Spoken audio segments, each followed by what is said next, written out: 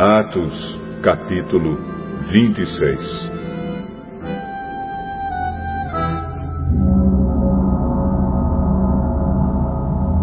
Agripa disse a Paulo: Você pode apresentar sua defesa. Então Paulo estendeu a mão e fez a sua defesa, dizendo o seguinte: Rei Agripa, eu me sinto muito feliz em poder estar hoje diante do Senhor para me defender de tudo que os judeus me acusam. E especialmente feliz porque o Senhor conhece muito bem todos os costumes e questões dos judeus. Portanto, peço que o Senhor me escute com paciência. Todos os judeus sabem como tenho vivido no meio do meu povo e também em Jerusalém, desde a minha juventude até hoje. Eles sempre souberam, e podem confirmar isso se quiserem, que desde o começo fui membro do partido dos fariseus, o mais rigoroso da nossa religião. E agora estou aqui sendo julgado porque tenho esperança na promessa que Deus fez aos nossos antepassados. Todas as tribos do nosso povo que adoram a Deus dia e noite também esperam ver o cumprimento dessa promessa. É por causa dessa esperança, ó Rei, que estou sendo acusado pelos judeus. Por que é que vocês, judeus, acham impossível crer que Deus ressuscita os mortos? E Paulo disse ainda: Eu mesmo pensava que devia fazer tudo o que pudesse contra a causa de Jesus de Nazaré. E foi o que fiz em Jerusalém. Recebi a autorização dos chefes dos sacerdotes e prendi muitos seguidores de Jesus. Quando eram condenados à morte, eu também votava contra eles. Durante muito tempo eu os castiguei em todas as sinagogas e os forcei a negar a sua fé. Tinha tanto ódio deles que até fui a outras cidades para persegui-los.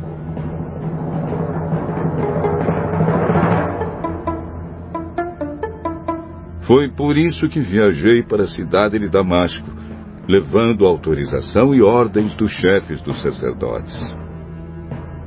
Mas aconteceu, ó Rei, que na estrada, ao meio-dia, veio do céu uma luz mais brilhante do que o sol, a qual brilhou em volta de mim e dos homens que estavam viajando comigo.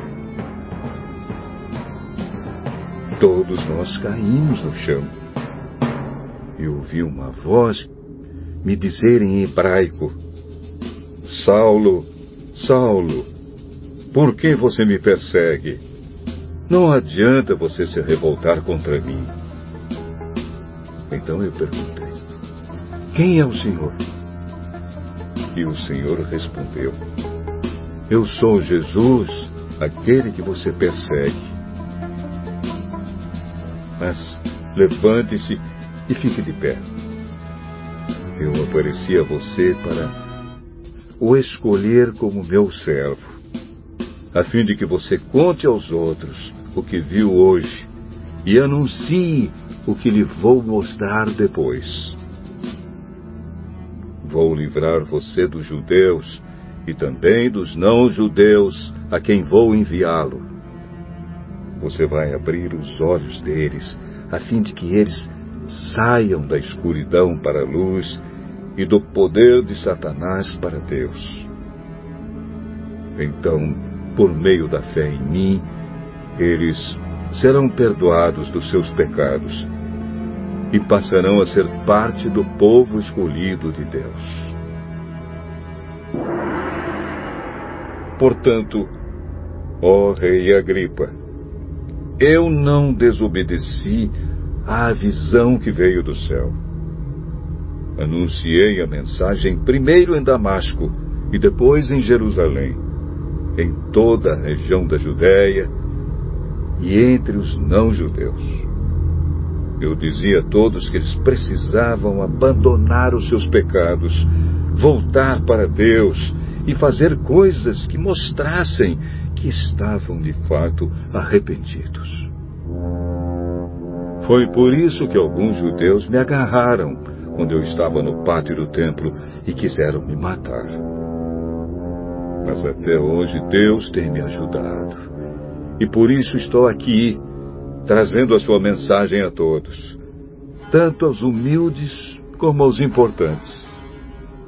Pois eu digo a mesma coisa que os profetas e Moisés disseram que ia acontecer. Eles afirmaram que o Messias precisava sofrer e ser o primeiro a ressuscitar, para anunciar a luz da salvação, tanto aos judeus como aos não-judeus.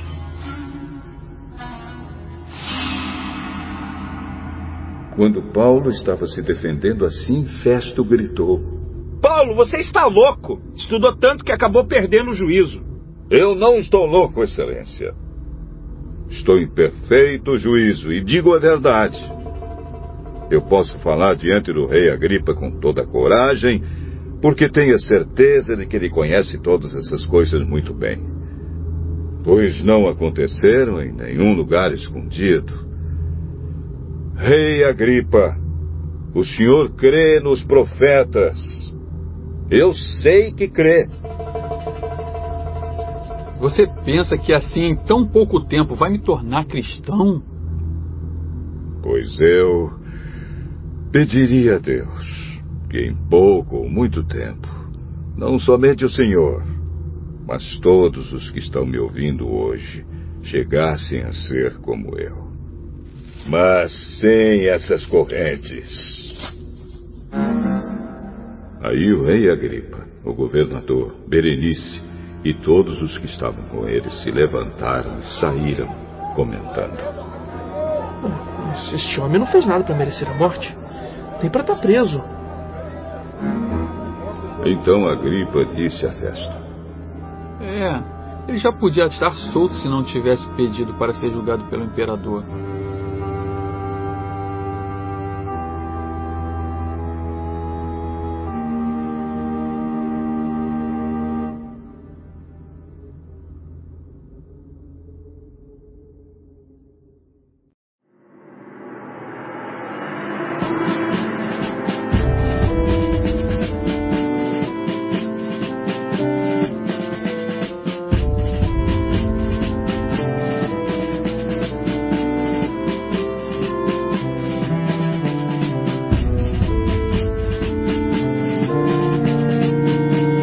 Atos, capítulo 27. Ficou resolvido que devíamos embarcar para a Itália. Então entregaram Paulo e os outros presos a Júlio, um oficial romano que era do batalhão chamado Batalhão do Imperador.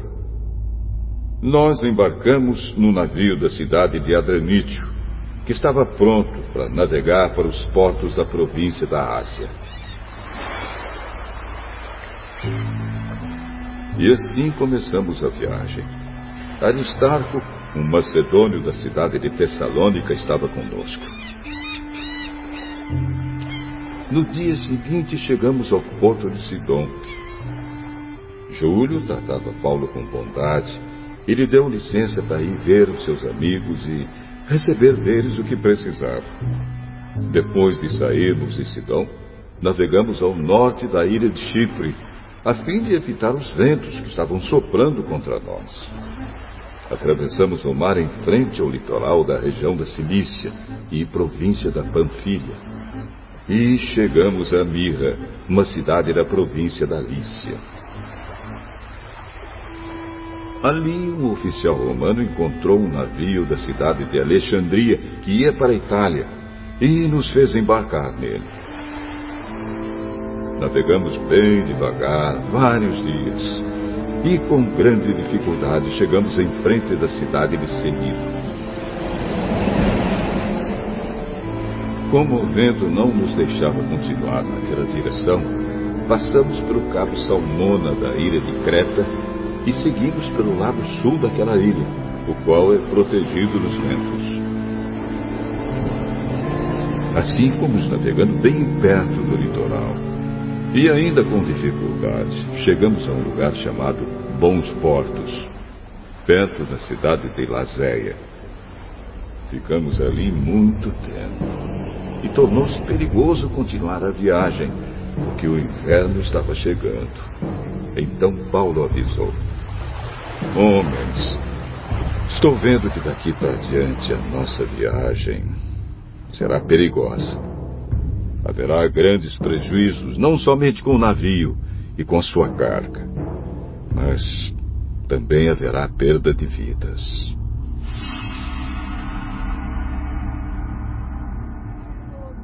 Porém, o oficial romano tinha mais confiança no capitão e no dono do navio do que em Paulo. O porto não era bom para passar o inverno. Por isso, a maioria achava que devíamos sair dali e tentar chegar a Fênix. Essa cidade é um porto de Creta, que tem um lado para o sudoeste e o outro para o noroeste. E eles achavam que poderíamos passar o inverno. Começou a soprar do sul um vento fraco, e por isso eles pensaram que podiam fazer o que tinham planejado. Levantamos âncora e fomos navegando o mais perto possível do litoral de Creta. Mas, de repente, um vento muito forte, chamado Nordeste, veio da ilha e arrastou o navio de tal maneira que não pudemos fazer com que ele seguisse na direção certa. Por isso desistimos e deixamos que o vento nos levasse. Para escaparmos do vento, passamos ao sul de uma pequena ilha chamada Cauda.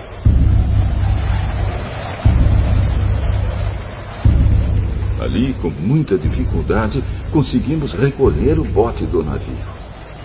Os marinheiros levantaram o bote para dentro do navio e amarraram o casco do navio com cordas grossas. Estavam com medo de que o navio fosse arrastado para os bancos de areia que ficam perto do litoral da Líbia.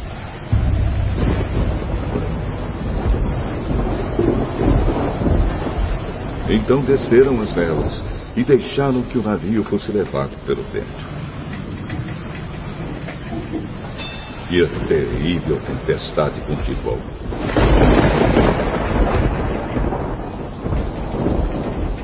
No dia seguinte começaram a jogar carga no mar.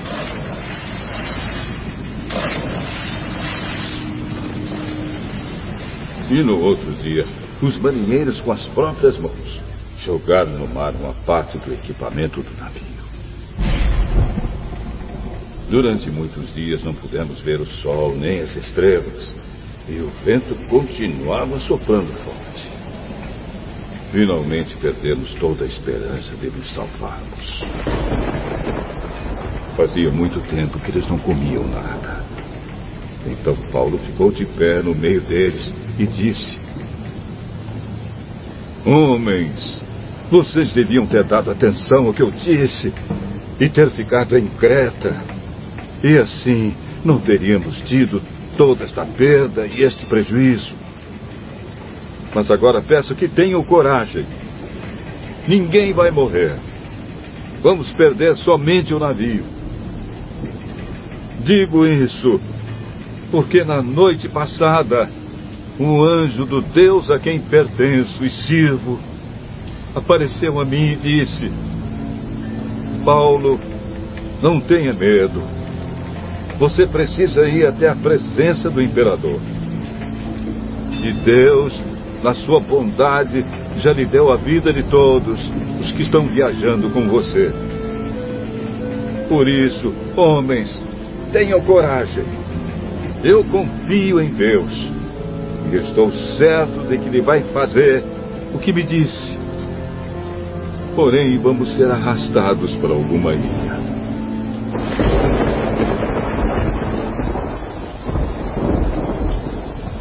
Duas semanas depois, à noite, continuávamos sendo levados pela tempestade no mar Mediterrâneo.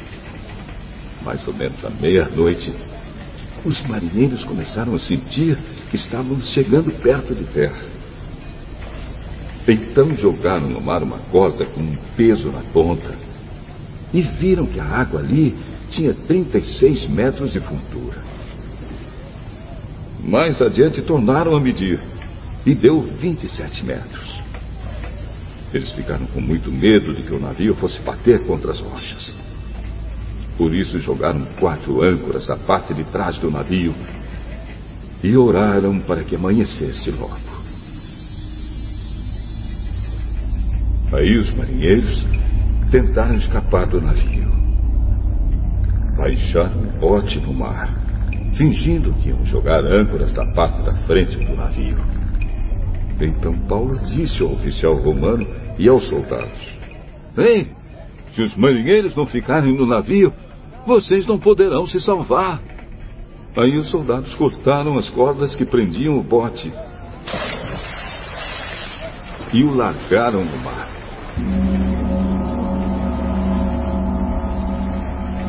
De madrugada, Paulo pediu a todos que comessem alguma coisa e disse: "Já faz 14 dias que vocês estão esperando e durante este tempo não comeram nada.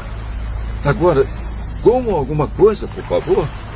Vocês precisam se alimentar para poder continuar vivendo, pois ninguém vai perder nem mesmo um fio de cabelo."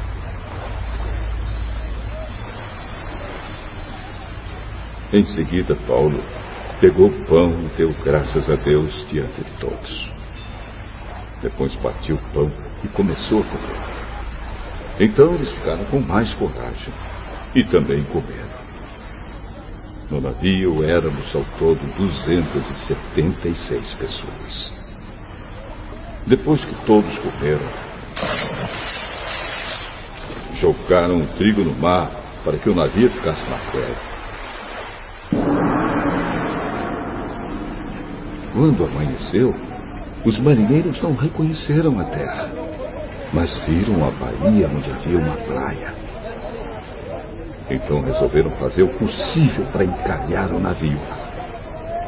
Eles cortaram as cordas das âncoras e as largaram no mar e desamarraram os lemes. Em seguida suspenderam a vela do lado dianteiro para que pudessem seguir na direção da praia. Mas o navio bateu num banco de areia e ficou encalhado. A parte da frente ficou presa e a de trás começou a ser arrebentada pela força das ondas. Os soldados combinaram matar todos os prisioneiros para que nenhum pudesse chegar até a praia e fugir. Mas o oficial romano queria salvar Paulo e não deixou que fizessem isso. Pelo contrário, mandou que todos os que soubessem nadar fossem os primeiros a se jogar na água e a nadar até a praia. E mandou também que os outros se salvassem, segurando-se em tábuas ou em pedaços do navio. E foi assim que todos nós chegamos à terra, sãos e salvos.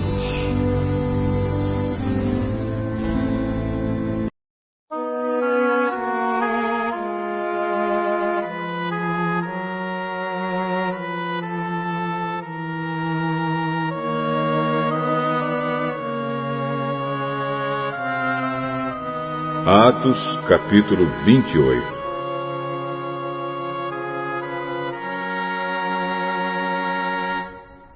Quando já estávamos em terra, sãos e salvos, soubemos que a ilha se chamava Malta.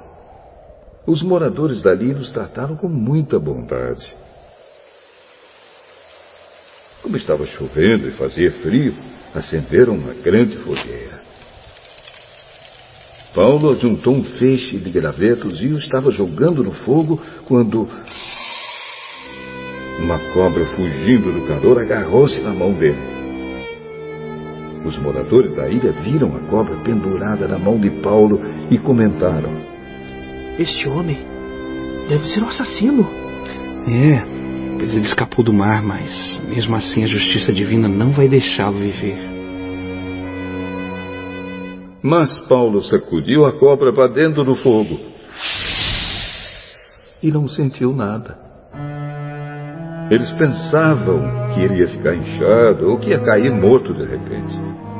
Porém, depois de esperar bastante tempo, vendo que não acontecia nada, mudaram de ideia e começaram a dizer que ele era um deus.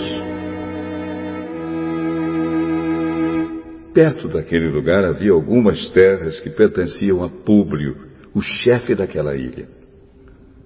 Ele nos recebeu muito bem e durante 3 dias nós fomos seus hóspedes.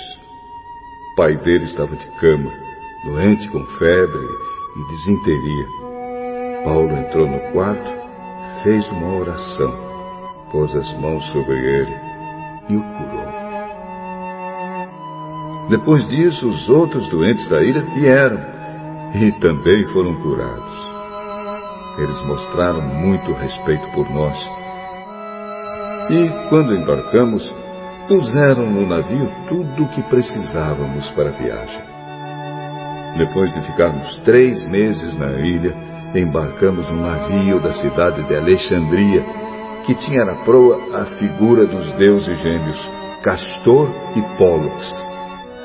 O navio tinha passado o inverno na ilha.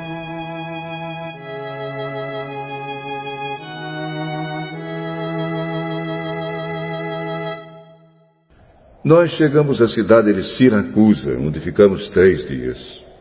Dali seguimos viagem e chegamos à cidade de Régio. No dia seguinte, o vento começou a soprar do sul e em 2 dias chegamos a Pozzuoli. Nessa cidade encontramos alguns cristãos que nos pediram que ficássemos com eles 1 semana. E assim chegamos a Roma. Os irmãos de Roma tinham recebido a notícia da nossa chegada e foram se encontrar conosco nos povoados de Praça de Ápio e de 3 Vendas. Ao ver esses irmãos, Paulo agradeceu a Deus e se animou. Quando entramos em Roma, Paulo recebeu permissão para morar por sua conta, guardado por um soldado. 3 dias depois, Paulo convidou os líderes dos judeus de Roma para se encontrarem com ele. Quando estavam reunidos, ele disse: Meus irmãos, eu não fiz nada contra o nosso povo, nem contra os costumes que recebemos dos nossos antepassados. Mesmo assim, eu fui preso em Jerusalém e entregue aos romanos. Eles me interrogaram e queriam me soltar, pois não acharam nenhum motivo para me condenar à morte. Mas os judeus não queriam que me soltassem. Por isso fui obrigado a pedir para ser julgado pelo imperador, embora eu não tenha nenhuma acusação para fazer contra o meu próprio povo. Foi por esse motivo que pedi para ver vocês, conversarmos. Estou preso com estas correntes de ferro, por causa daquele que o povo de Israel espera. Então eles disseram: Nós não recebemos nenhuma carta da Judéia a seu respeito. Também nenhum dos nossos irmãos veio de lá com qualquer notícia ou para falar mal de você. Mas gostaríamos de ouvir você dizer o que pensa, pois sabemos que, de fato, em todos os lugares falam contra essa seita a qual você pertence. Então marcaram um dia com Paulo. Nesse dia, muitos deles foram ao lugar onde Paulo estava. Desde a manhã até a noite, Paulo anunciou a eles e explicou a mensagem sobre o reino de Deus. E por meio da lei de Moisés e dos livros dos profetas, procurou convencê-los a respeito de Jesus. Alguns aceitaram as suas palavras, mas outros não creram. Então todos foram embora, conversando entre si. Mas antes que saíssem, Paulo ainda disse mais uma coisa. O Espírito Santo tinha razão quando falou por meio do profeta Isaías aos antepassados de vocês. Pois ele disse a Isaías: Vá e diga a essa gente: vocês ouvirão, mas não entenderão.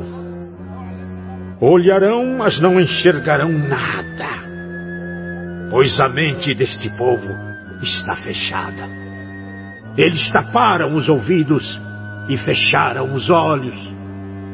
Se eles não tivessem feito isso, os seus olhos poderiam ver, e os seus ouvidos poderiam ouvir. A sua mente poderia entender, e eles voltariam para mim, e eu os curaria, disse Deus. E Paulo terminou dizendo: Pois fiquem sabendo que Deus mandou a mensagem de salvação para os não-judeus, e eles escutarão.